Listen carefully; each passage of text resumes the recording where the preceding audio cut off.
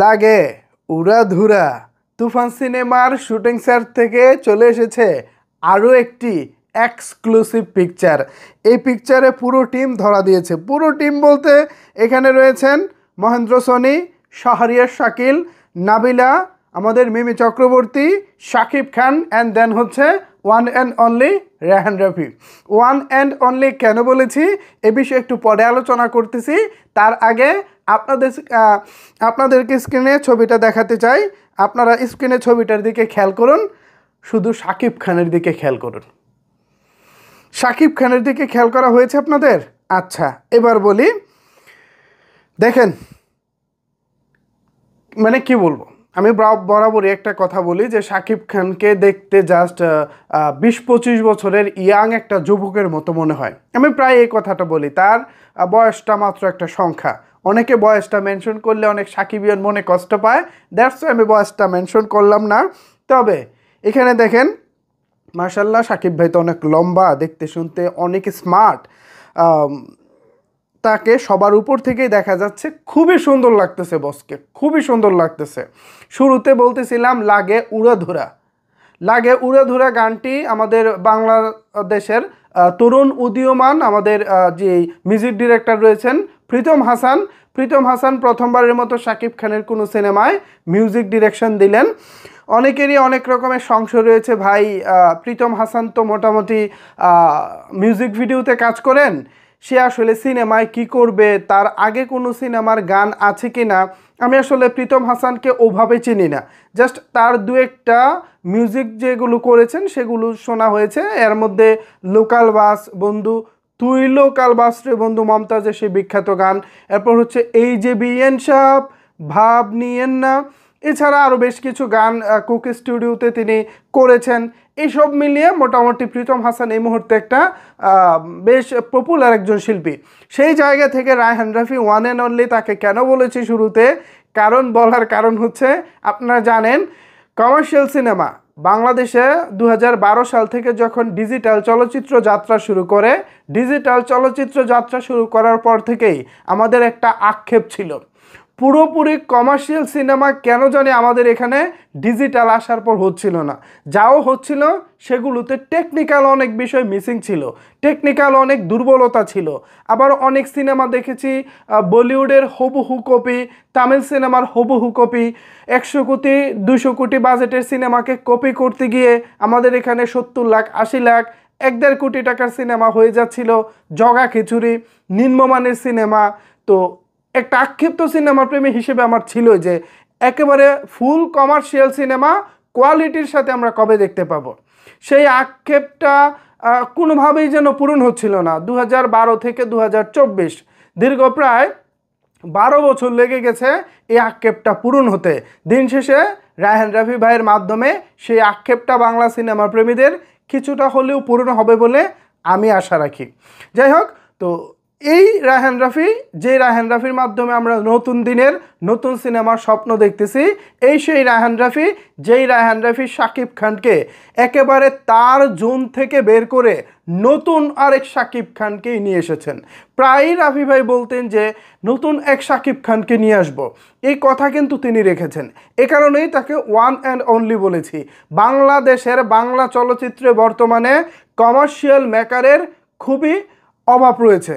ফুল এবং পুরোদস্তুর কমার্শিয়াল বানাতে পারেন, পাশাপাশি দর্শকের পালস বুঝেন, দর্শক কি চান, দর্শক কোনটা পছন্দ করেন, দর্শককে কীভাবে ইমোশনালি কানেক্ট করা যায়, দর্শকের কোন গানটা পছন্দ, কোন ফাইটটা হলে তার ভালো হবে, কোন লোকেশনটা হলে তার পছন্দ হবে, এই যে স্টাডি করা পরিচালক কিন্তু আমাদের এখানে সাম্প্রতিক সময়ে ডিজিটাল চলচ্চিত্র আসার পরে একেবারেই কমে গিয়েছিল, বলতে পারেন এখনও কমই আছে। রায়হান রাফি ছাড়া আহামরি ব্যবসা সফল কোনো পরিচালক সাম্প্রতিক সময়ে আপনারা দেখাতে পারবেন না। যদিও শাকিব খানের সাথে তিনি কাজ করতেছেন বলে যে তার প্রশংসা করতেছি তা কিন্তু না, শাকিব খান ছাড়াও তিনি অনেক প্রমাণ করেছেন। আগে তাকে নিয়ে কথা বলতেন না, বিকজ অফ তিনি শাকিব খানের সঙ্গে কাজ করেননি। সাকিব ভাইয়ের সাথে এখন রাফি ভাই কাজ করতেছে, আমরা রাফি ভাইকে নিয়ে কথা বলতেছি। ভবিষ্যতে যখন অন্য পরিচালক এখানে আসবে তখন তাকে নিয়ে কথা বলবো। আমাদের সাকিবিয়ানদের, সাকিব খানের শুভাকাঙ্ক্ষীদের এটাই টার্গেট, যখন সাকিব খান যে যার সাথে কাজ করব আমরা তখন তাকে নিয়ে কথা বলবো। তবে হ্যাঁ, এখানে কোনো তেলবাজি চলবে না, এখানে কোনো অতিরিক্ত বাড়ামো চলবে না। যেটা সত্যি, যেটা অথেন্টিক, যেটা সঠিক মনে হবে আমি সেটাই বলবো। উড়াধুরা লাগে বা লাগে উড়াধুরা যে গানটি আসছে, এই গানটিকে ঘিরে প্রীতম হাসান কিন্তু অনেক অনেক বেশি এক্সাইটেড। বাংলা চলচ্চিত্রের ব্র্যান্ড বলতে এখন হচ্ছে শাকিব খান। এখন এই শাকিব খানের সিনেমায় যখন কোনো সঙ্গীত পরিচালক থাকেন, কোনো সঙ্গীত শিল্পী থাকেন, কোনো গীতিকার থাকেন, মানে যিনি গানটা লিখেন, এরকম যারাই সম্পৃক্ত হন না কেন তাদের মধ্যে কিন্তু একটা এক্সাইটমেন্ট কাজ করে। এই এক্সাইটমেন্টের কারণ হচ্ছে আপনারা সাকিবিয়ানরা। দেখেন, বাংলা চলচ্চিত্রে শাকিব খানের বাইরেও কিন্তু মোটামুটি অনেক সিনেমার গান ভালো হয় বা হচ্ছে, কিন্তু সেই গানগুলো কিন্তু সেভাবে আলোচনা আসছে না, মিলিয়ন মিলিয়ন ভিউজ কিন্তু সেই সব গানগুলো পাচ্ছে না। অথচ শাকিব খানের সিনেমার গানগুলো দেখেন, প্রত্যেকটা সিনেমার গান মিলিয়ন মিলিয়ন ভিউজ অতিক্রম করতেছে। প্রিয়তমার গানগুলো তো এক প্রকার রেকর্ড করেছে।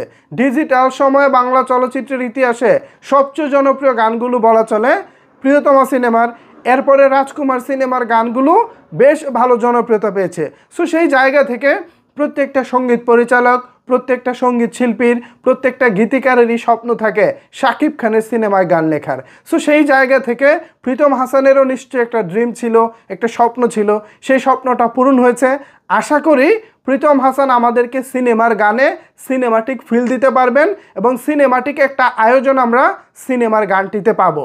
দেখেন, আমরা আশাবাদী মানুষ, আশা রাখতে পারি। এখন হতাশ যদি হই যে কাকে নিয়ে কাজ করতেছে রাফি ভাই, তার কাছ থেকে তো আমরা ভারতের মিউজিক ডিরেক্টর বা ভারতের যারা নামকরা সঙ্গীত পরিচালক আছে তাদেরকে প্রত্যাশা করেছিলাম, কিন্তু প্রীতম হাসান অথবা নাভেদ পারভেজ তাদেরকে কেন?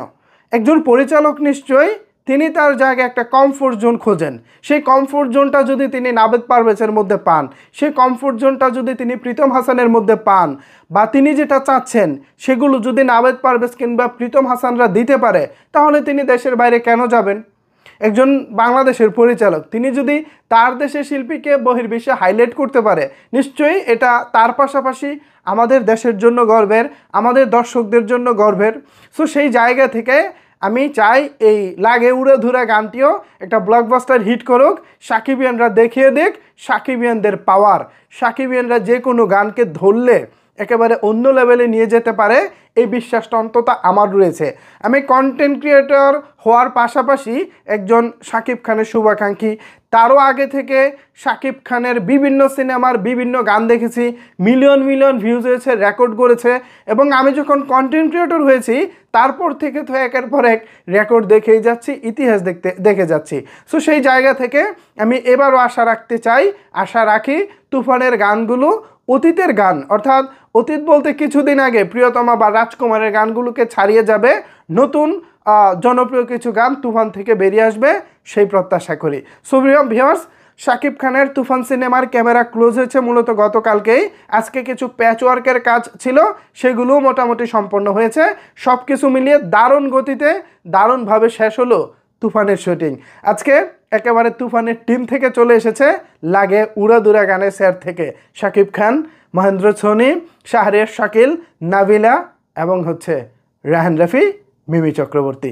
এই ছিল আপাতত আমার এই পিকচার এবং গানকে ঘিরে আমার মন্তব্য। এ বিষয়ে যদি আপনাদের কোনো কিছু বলার থাকে তাহলে অবশ্যই সেটি নিচের কমেন্ট বক্সে জানাতে পারেন। ধন্যবাদ সবাইকে সম্পূর্ণ ভিডিওটি দেখার জন্য।